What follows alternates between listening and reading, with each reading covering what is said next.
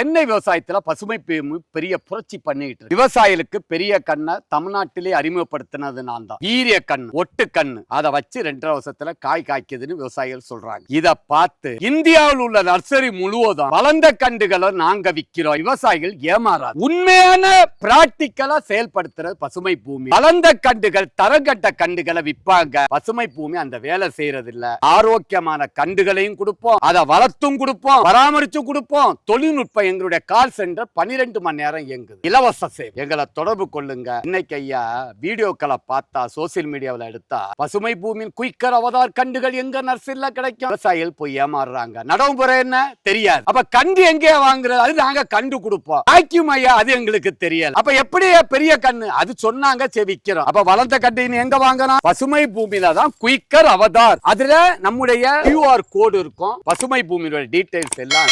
பசுமை பூமி வீடியோவை